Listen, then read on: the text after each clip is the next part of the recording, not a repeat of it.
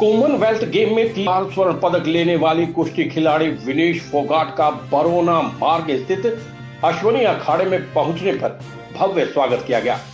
अखाड़ा संचालक, अश्वनी कोच और अन्य गणमान्य व्यक्तियों ने विनेश फोगाट का फूल और नोटों की माला पहनाकर स्वागत किया। इस खुशी के अवसर पर मिठाइयां बांटी गई। अश्वनी कोच ने बताया कि विनेश फोगाट हमारे देश की पहली कुश्ती महिला खिलाड़ी है जिन्होंने लगातार कॉमनवेल्थ गेम में तीसरी बार स्वर्ण पदक लेकर देश का नाम रोशन किया है। खिलाड़ी विनेश फोगाट उनके अखाड़े में अभ्यास करती है और अन्य जूनियर पहलवानों को कुश्ती के दांव पेच सिखाकर आगे बढ़ने के लिए प्रेरित भी करती है। कुश्ती खिलाड़ी विनेश फोगाट ने कहा कि उन्होंने अपनी मेहनत के बल पर देश का नाम रोशन करके गर्व है। उन्होंने कॉमनवेल्थ खेलों में वर्ष 2014, वर्ष 2018 और वर्ष 2022 में गोल्ड मेडल प्राप्त किया। उन्होंने ये भी कहा कि वो एक मध्यम वर्गीय परिवार से संबंध रखती हैं। खेलों के प्रति उनका स्कूल के समय से ही रुझान रहा है। उन्होंने अपने सीनियर खिलाड़ी सुशील कुमार योगेश्वर दत्त से प्रभावित होकर कुश्ती के दांव पेच सीखे हैं। उनकी माता ने सदैव उन्हें आगे बढ़ने के लिए प्रोत्साहित किया है। उन्होंने कहा कि किसी भी खेल में खिलाड़ी को अपने लक्ष्य को नहीं भूलना चाहिए। खिलाड़ी को अपनी शारीरिक शक्ति का सदुपयोग करके लक्ष्य को प्राप्त करना चाहिए। जो खिलाड़ी अपने लक्ष्य से भटक जाते हैं वे अपनी जीत सुनिश्चित नहीं कर पाते। एक पहलवान के लिए कड़ी मेहनत और संयम रखना बेहद जरूरी है। इस मौके पर मास्टर करतार सिंह और अन्य गणमान्य लोगों ने विनेश फोगाट को भविष्य में देश का नाम रोशन करने के लिए आशीर्वाद दिया। मेरा 2014 में पहला कॉमनवेल्थ गेम्स था जी, और फिर उसके बाद 2018 में गोल्ड आया था। उसके बाद 2022 में अभी आया है। और मोस्टली नाइजीरिया और कनाडा, ऑस्ट्रेलिया, श्रीलंका यही एथलीट रहते हैं। तो जो अच्छे हैं वो तो नाइजीरिया और कनाडा है, जो रेसलिंग, वुमेन रेसलिंग में जो भी हैं। तो देखिए, सीखने की बात है तो मैं बचपन से स्पोर्ट्स में काफ़ी मतलब रहा है। स्कूल टाइम से मैं स्पोर्ट्स करती थी। मैं एथलेटिक्स में भी मैंने ट्राई किया है। रनिंग करती थी मैं स्कूल टाइम पे। खो खो में खेलती थी, कबड्डी में खेलती थी। बट रेसलिंग में हमारा परिवार से ही है, चलन है, तो रेसलिंग में डाल दिए तो अच्छा करने लगी, तो बस वहाँ से ही विश्वास आ गया। लेकिन फिर 2008 में सुशील पहलवान जी का मैच देखा, बॉक्सिंग में विजेंद्र सिंह का देखा, तो मतलब वहाँ से थोड़ा सा कि हाँ कि ये इतना अच्छा कर रहे हैं, इतना एकदम से देश में एकदम से चेंज हो गया कि हाँ कोई ओलंपिक में मेडल लेके आया है। तो वो एक वहाँ से थोड़ा सा चेंज हुआ कि हाँ हमें भी इतना बड़ा मेडल लेना है कि सब लोग अपना मतलब तारीफ़ भी कर रहे हैं, सब लोग खुश भी हो रहे हैं, जान भी रहे हैं सबको। तो उन्होंने जो रेसलिंग को उठाया है उनकी देन है, जो आज हम चल रहे हैं। तो हम चल रहे हैं तो हम चाहेंगे कि हमारे आने वाली जो रेसलिंग है वो ऐसे ही मतलब आगे बढ़ती रहे, ऐसे ही मेडल्स आते रहें, तो हमारे लिए गर्व की बात होगी। देखिए सर, रेसलिंग जैसा टफ गेम जो है ना, जहाँ पे मेहनत मतलब दुगुनी लगा लो। हर एक स्पोर्ट्स में देखो, कुछ पैसे वाले स्पोर्ट्स हैं जिसमें थोड़ा कम मेहनत लगती है, तो उसमें तो जो नॉर्मल परिवार है वो तो अफोर्ड ही नहीं कर सकता उसको। तो रेसलिंग में जो भी है सब गरीब फैमिली से ही है। किसी का कुछ स्ट्रगल है, किसी का कुछ स्ट्रगल है, सब स्ट्रगल करके ऊपर निकले हैं। तो मतलब हम एक खुशी होती है कि हमने अपने परिवार की स्थिति को अच्छा किया है मेडल के थ्रू, लोग उनको जानने लगे हैं। मेरी माँ ने काफ़ी मेहनत की है। मेरी माँ मतलब जब अपनी माँ को खुद देखते हैं कि हाँ कि कहाँ से हमने उनको उठा के मतलब आज कहाँ पे बिठा रखा है, या मतलब उनकी जो इच्छाएं थी, उनको अभी जो चिंता होती थी बच्चों के भविष्य को लेके वो नहीं है, तो वो अच्छा लगता है बस वो। तो मेरी माँ ने काफ़ी मेहनत की है, और मेरे ख्याल से सभी की माँ ही करती है मेहनत। तो लेकिन माता और पिता का सबसे ज़्यादा रोल रहता है मेरे ख्याल से। अगर बच्चे को अगर इतने बड़े लेवल पे कोई जाता है तो हमेशा उनका सपोर्ट और उनका जो, क्योंकि हार के आते हैं तो माँ ही है जो मतलब बोलती है कि ना बेटा कोई दिक्कत ना, अगली बार जीत जाएगी। चूज़ करते। देखिए सर, अच्छा लगता है कि मतलब जहाँ पे हम रेसलिंग कर रहे हैं वहाँ पे मतलब बच्चे खुश हो रहे हैं हमारे मेडल देख के। हमारे लिए भी एक मोटिवेशन है कि हाँ सब हमारी तरफ देख रहे हैं, तो हम भी मतलब ज़्यादा मेहनत करनी पड़ती है कि बच्चे कहीं हमें देख के ना डिमोटिवेट ना हो जाए, समझ लो। तो जिम्मेदारियाँ ज़्यादा बढ़ जाती है और खुशी होती है कि मतलब अगर मैं इस अखाड़े में आ रही हूँ, अगर कोई एक दो बच्चा देख के कुछ सीखेगा कुछ भी, तो और लोग जितना भी प्यार सम्मान मान दे रहे हैं वो मेडल को ही दे रहे हैं, तो चाहेंगे कि जितना और मेहनत करके और अखाड़े में आए बच्चे और सीखे हमसे। हमने सुशील पहलवान जी से, योगेश्वर दत्त जी से सीखा था, ये हमसे सीखे, रेसलिंग ऐसे ही बढ़ती रहे। बस एक खुशी है मतलब कि हर एक चीज़। बाबा भोला दास अखाड़ा संचालक। ये अखाड़ा खरखोदा बाईपास बरौना के अंदर है। विनेश एक ऐसी पहलवान है जो लगातार 3 बार कॉमनवेल्थ गेम में गोल्ड लेकर आई है, और वह काफ़ी दिनों से हमारे अखाड़े से जुड़ी हुई है। और कैंप में, जैसे कैंप में जाती है लखनऊ सीनियर कैंप में, वापस आने के बाद यहीं पे प्रैक्टिस करती है। और पहली महिला है जो लगातार 2 ओलंपिक गेम खेली है। विनेश जब कैंप का ब्रेक होता तो हमारे यहाँ पे आती है प्रैक्टिस करने के लिए, उससे विनेश को भी बहुत ज़्यादा लड़कों के साथ करने से फ़ायदा मिलता है और हमारे छोटे बच्चे हैं उनको भी बहुत ज़्यादा फ़ायदा मिलता है। निशांत पाराशर की रिपोर्ट। माउंट एवरेस्ट पर नेपाल से चढ़ाई पर भी सहायता राशि दिलवाने के लिए करवाएंगे संशोधन। उप मुख्यमंत्री दुष्यंत चौटाला। उप मुख्यमंत्री ने पर्वतारोही नीतीश दहिया को माउंट एवरेस्ट सहित विश्व की ऊंची चोटियों को फतह करने पर दी बधाई। गांव की लड़कियों को खेलों में आगे बढ़ने के लिए प्रोत्साहन देते हुए हॉल में जिम और मैट के लिए 11 लाख की घोषणा की। पर्वतारोही नीतीश दहिया को 5 लाख रुपए की पुरस्कार राशि और देंगे नौकरी, उप मुख्यमंत्री दुष्यंत चौटाला। मारुति सुजुकी प्लांट से खरखोदा का विकास होगा, सोच से भी बढ़कर। बेटा बेटी में ना बरते कोई भेद, बेटियों को दिलाएं उच्चतर शिक्षा, दुष्यंत चौटाला। उप मुख्यमंत्री दुष्यंत चौटाला मटिंडू में आयोजित पर्वतारोही नीतीश दहिया के सम्मान समारोह में हुए शामिल। 22 वर्ष की आयु में माउंट एवरेस्ट और दक्षिण अफ्रीका की ऊंची चोटियों को फतह करने वाले नीतीश दहिया को बधाई देते हुए हरियाणा के उप मुख्यमंत्री दुष्यंत चौटाला ने उन्हें youngest mountaineer in the world का खिताब जीतने के लिए अग्रिम शुभकामनाएं दी। साथ ही उन्होंने नीतीश से हुई चर्चा के बाद मिली जानकारी पर कहा कि माउंट एवरेस्ट की चढ़ाई अब चीन के साथ नेपाल की ओर से चढ़ाई करने पर भी पर्वतारोहियों को सहायता राशि प्रदान करवाएंगे। इसके लिए नीति में आवश्यक संशोधन करवाया जाएगा। मटिंडू में पर्वतारोही नीतीश दहिया के सम्मान समारोह में मुख्य अतिथि के रूप में शामिल हुए उप मुख्यमंत्री दुष्यंत चौटाला ने कहा कि उन्हें ज्ञात हुआ है कि यदि माउंट एवरेस्ट पर चीन की ओर से चढ़ाई करें तो ही सरकार पर्वतारोही को सहायता राशि प्रदान करती है, किंतु यदि पर्वतारोही नेपाल की ओर से माउंट एवरेस्ट की चढ़ाई करता है तो उसे सहायता राशि नहीं मिलती। इस प्रकार की नीति में संशोधन करवाएंगे ताकि पर्वतारोहियों को पूर्ण लाभ मिल सके। उन्होंने कहा कि ये बेहद महंगा खेल है। उन्होंने नीतीश को पहले ही सहायता उपलब्ध करवाई थी, भविष्य में भी वे नीतीश को सहायता देते रहेंगे। सरकार की नीति अनुसार नीतीश को सरकारी नौकरी और 5 लाख रुपए की पुरस्कार राशि दिलाई जाएगी। उप मुख्यमंत्री दुष्यंत चौटाला ने ग्रामीणों का आह्वान किया कि वे जिस हॉल में बैठे हैं उसे कुश्ती हॉल में तब्दील करवाने की सहमति प्रदान करें तो वे तुरंत हॉल को रेनोवेट करने के आदेश देंगे। उन्होंने हॉल में जिम व मैट की व्यवस्था के लिए 11 लाख रुपए प्रदान करने की घोषणा भी की। कुश्ती हॉल में दहिया खाप अपनी ओर से कोच की व्यवस्था करे, जिसके बाद शीघ्र ही सरकार की ओर से भी कोच की व्यवस्था की जाएगी। उन्होंने कहा कि सरकार स्पोर्ट्स इंफ्रास्ट्रक्चर को भी लगातार बढ़ा रही है। खुशी की बात है कि विंटर स्पोर्ट्स में भी हरियाणा के खिलाड़ी सफलता हासिल कर रहे हैं। उन्होंने अपने हल्के की खिलाड़ी का उदाहरण भी प्रस्तुत किया। उन्होंने आइस स्केटिंग में हरियाणा को राष्ट्रीय स्तर पर 2 स्वर्ण और 1 रजत पदक दिलाया। ऐसे युवा निरंतर प्रेरणा बनने का काम कर रहे हैं। साथ ही उन्होंने कहा कि हम आजादी का महोत्सव मना रहे हैं, जिससे पहली बार हर भारतीय को अपने घरों में राष्ट्रीय ध्वज फहराने का अवसर मिला है, जो कि खुशी और गर्व की बात है। नीतीश ने तो विश्व की ऊंची चोटियों पर तिरंगा फहराया है, जिससे पूरे देश और प्रदेश का नाम रोशन हुआ है। मारुति सुजुकी के प्लांट की चर्चा करते हुए उप मुख्यमंत्री ने कहा कि ये भविष्य की लाइफलाइन है। मारुति प्लांट की स्थापना का श्रेय चौधरी देवीलाल को और मानेसर का चौधरी ओम प्रकाश चौटाला को और अब खरखोदा के प्लांट के लिए जमीन दिलाने का सौभाग्य उन्हें मिला है। निसंदेह गुरुग्राम की तर्ज पर मारुति प्लांट खरखोदा के विकास को भी सोच से बढ़कर विकसित करवाने में मदद देगा। उन्होंने कहा कि 2042 तक मटिंडू भी नगर पालिका क्षेत्र में शामिल होगा। इतनी तीव्रता से इतना अधिक क्षेत्र का विकास होगा। आने वाले समय में खरखोदा में लोग मेडिकल और शिक्षा की सुविधा प्राप्त करने के लिए आया करेंगे, जिसमें यहाँ के युवाओं की विशेष भागीदारी रहेगी। इसलिए बेटा बेटी में भेदभाव नहीं बरतना चाहिए।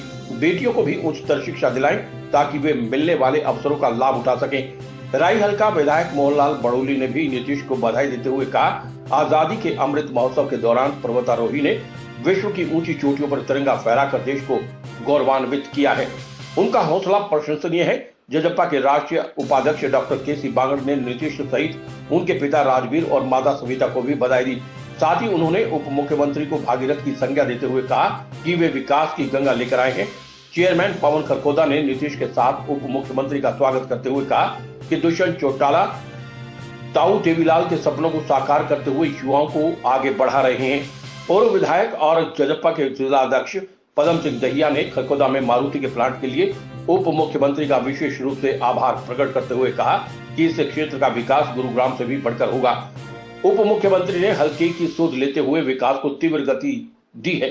भाजपा के जिला अध्यक्ष तीरथ राणा ने भी इस दौरान नीतीश को बधाई देते हुए उज्जवल भविष्य की शुभकामनाएं दी। इस अवसर पर डॉक्टर केसी बांगड़, पदम सिंह दहिया, पवन खरकोदा, भाजपा जिला अध्यक्ष तीरथ राणा, तेलूराम जोगी, सुमित राणा, रोहताश दहिया, अजीत आंतिल, राज सिंह दहिया, बबीता दहिया, अंजू बाला कटक, कुलदीप पहलवान, अनूप दहिया, राकेश सरपंच, जोनी लटवाल, एसडीएम शिखा आंतिल मौजूद रहे। इस देश का सबसे बड़ा गाड़ियों का मैन्युफैक्चरिंग प्लांट आ रहा है और वो इस क्षेत्र के भविष्य की एक नई लाइफलाइन के तौर पे काम करेगा। और मैं तो गर्व के साथ कहता हूं कि मेरा सौभाग्य है कि जब मारुति ने पहला प्लांट निर्माण किया गुड़गांव में तो जमीन चौधरी देवीलाल जी ने, दूसरा प्लांट किया मानेसर के अंदर तो वो जमीन चौटाला साहब ने दी और आप खरखोदा के अंदर जब आए तो जमीन दिलवाने का काम मुझे मौका मिला है और आगे कॉर्पोरेशन बन गया सिर्फ इसलिए कि मारुति हीरो के मोटरसाइकिल गाड़ियों के प्लांट ने आकर उस गांव को शहर से भी बड़ी आबादी के तौर पे डेवलपमेंट एरिया के तौर पे डेवलप किया। और मेरा मानना है आज आप लिख लेना और एक खास तौर पर जो स्कूल वाले बच्चे लिख लेना, आज 2022 अगर पॉलिटिक्स में यूं ही चलते रहे और पॉजिटिवली आपकी सेवा करते रहे तो 2040 में खड़ा होकर कहूंगा कि खरगोदा म्युनिसिपल कॉर्पोरेशन के अंदर अब मटिंडू को भी गांव को भी शामिल करके म्युनिसिपल कॉर्पोरेशन इतना विकास हो जाएगा, आपको बशासत होगी। आज तो शायद ये सोचते हो यूनिवर्सिटी के लिए खरगोदा से सोनीपत एजुकेशन सिटी जाना पड़ेगा, हॉस्पिटल के लिए दिल्ली जाना पड़ता है। वो दिन आएगा कि दिल्ली सोनीपत के लोग खरगोदा की डेवलपमेंट को देख के मेडिकल और एजुकेशन व्यवस्था के लिए आपकी तरफ आएंगे। तो ये मुमकिन जब ही होगा जब आप लोग भी उस डेवलपमेंट का हिस्सा बनोगे और हिस्सा सिर्फ एक चीज से बन सके और वो ये चीज पिछले 10 साल के राजनीतिक जीवन के अंदर सीखा कि गांव में छोरे छोरियों में शिक्षा में भेदभाव ना करो। आपके पास है तो शिक्षा जिस लेवल की दिला सको अपने बच्चों को शिक्षा के लेवल से पीछे मत रखते हैं। जो गांव की मुख्य मांग है एस्टिमेट बनाकर लाया है इसको अगले 1 सप्ताह के अंदर आप चंडीगढ़ भिजवा देंगे कि इसको अब जैसे आपने बाहर लिखा हुआ इंडोर हॉल, अब इसको इंडोर रेसलिंग स्टेडियम का स्वरूप दे दो। ब्याह करने होंगे तो मैट होल्ड कर लियो, ब्याह करके अपने मैट लगा लियो, पर रेसलिंग हर रोज यहाँ होनी चाहिए, छोरियां यहाँ ट्रेन होनी चाहिए। और कोच की बात है तो मैं दहिया खाप से आग्रह करूंगा पदम सिंह जी, आप और प्रधान जी और सारे मिलके कोच अपनी खाप की तरफ से करा के देना पड़े छोरियों के लिए, यहाँ कोच की व्यवस्था भी दहिया खाप करा के दे। ये जो पूरा समाज हमारा गांव मटिंडू हमारा दहिया खाप है और जो हमारा क्षेत्र है पूरा हरियाणा, उसका जो आशीर्वाद मुझे मिला उसकी वजह से उसकी बदौलत मैं दुनिया की सबसे ऊंची चोटी और उसके साथ 1 महीने के अंदर ही जो यूरोप महाद्वीप की सबसे ऊंची चोटी है उस पर तिरंगा फहराकर मैं यहाँ लौटा हूँ, जिसके कारण मुझे अपने समाज का जो मुझे आशीर्वाद अब मिल रहा है। मैं आशा है कि ये आशीर्वाद हमेशा मेरे साथ ऐसा ही बना रहेगा और आगे भी जो और महाद्वीपों की जितनी भी सबसे ऊंची चोटियां हैं उन पर आगे तिरंगा फहराने का मेरा लक्ष्य है। निशांत पाराशर की रिपोर्ट। दिल्ली के मुख्यमंत्री अरविंद केजरीवाल सरकार पर साधा निशाना। दिल्ली की एक्साइज पॉलिसी जिस दिन आई थी उसी दिन से संदेह के घेरे में। सोनीपत में पीडब्ल्यूडी द्वारा बनाई गई सड़कों का किया उद्घाटन और शिलान्यास। पंचायती चुनाव को लेकर दुष्यंत चौटाला का बयान।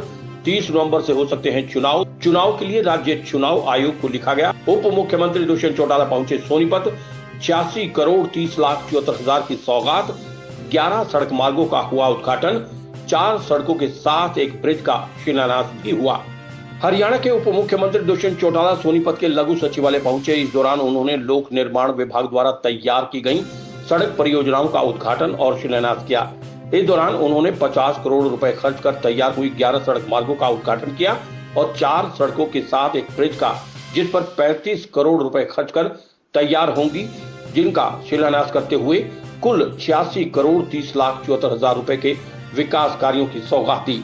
हरियाणा के मुख्यमंत्री मनोहर लाल के नेतृत्व में विकास कार्यों को तेज गति के साथ पूर्ण किया जा रहा है।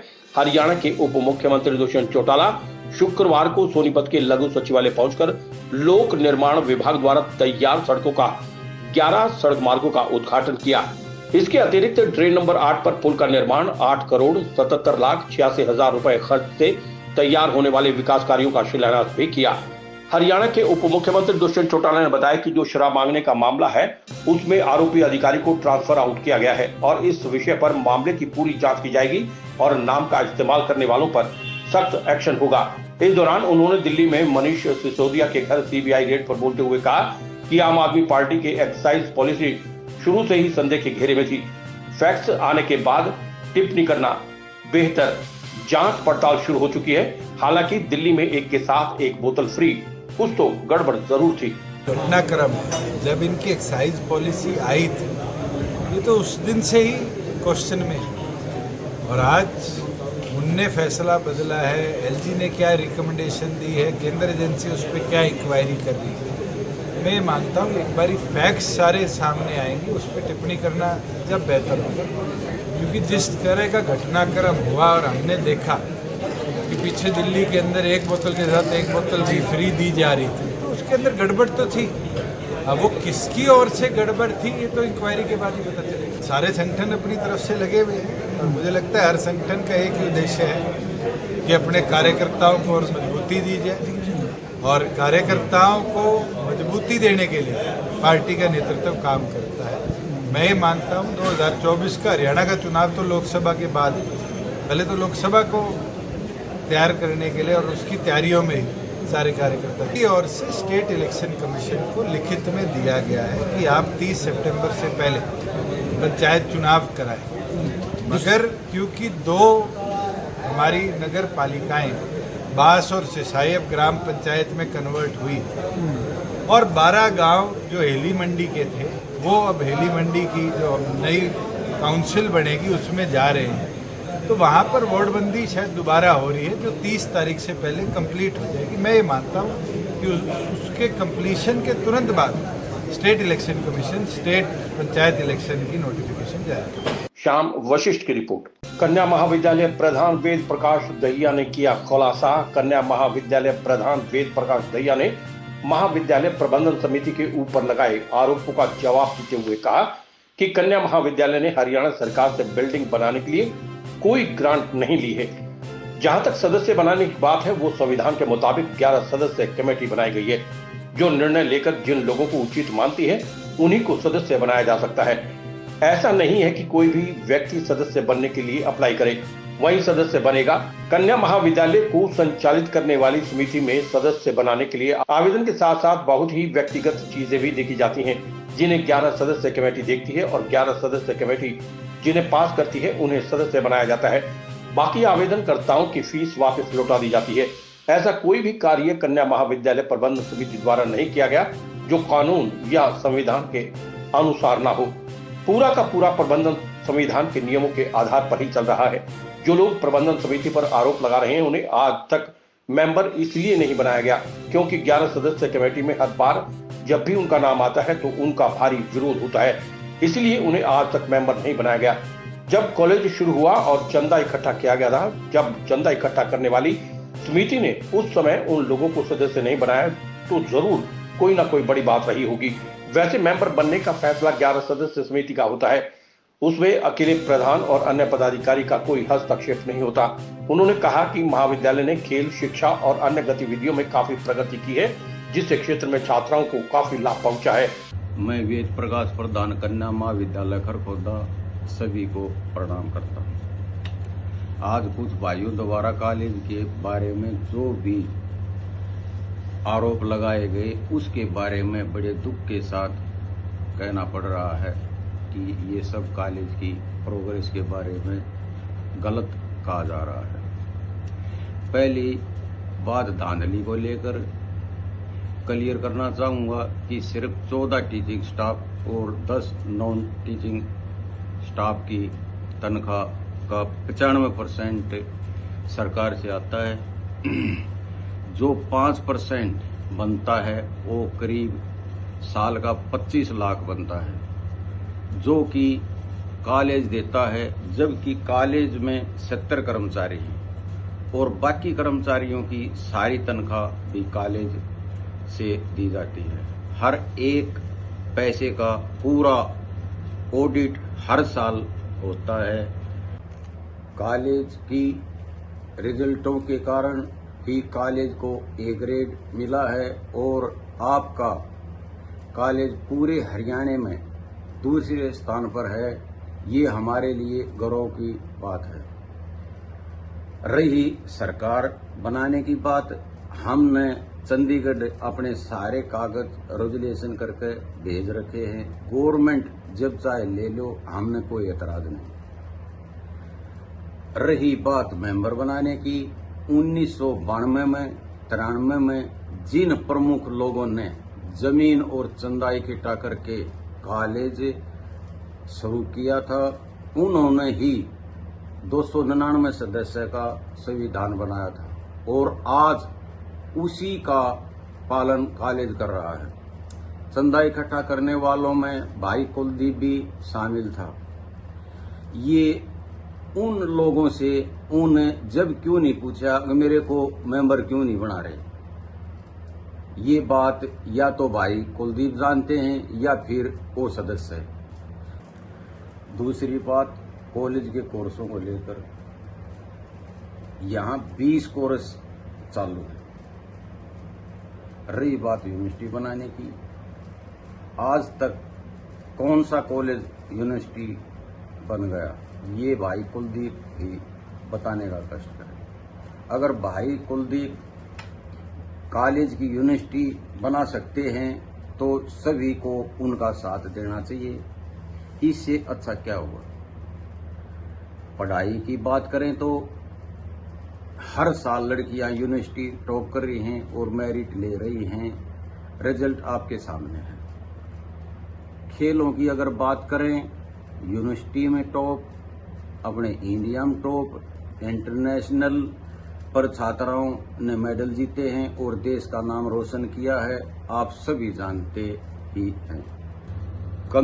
कमेटी को ही अधिकार था, इसमें मेरे बेटे ने भी अप्लाई किया था और मेरे भतीजों ने भी, लेकिन कमेटी ने उनको भी नहीं चुना। इसमें धांधली की बात कहां से हुई।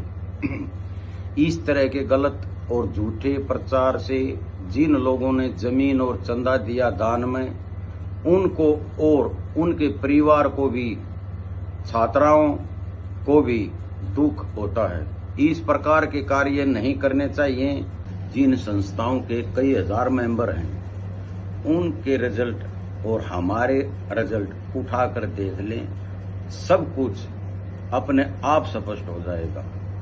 शुरू से आज तक जितने भी पदाधिकारी चुने गए हैं, सभी सर्वसम्मति से चुने गए हैं और सभी ने बिना किसी स्वार्थ के लड़कियों की शिक्षा के लिए कार्य किए हैं और कभी किसी ने पद का लालच नहीं किया। आज भी कॉलेज प्रेमी किसी को भी चुने, मैं उनके साथ हूं। नमस्ते। निशांत पाराशर की रिपोर्ट।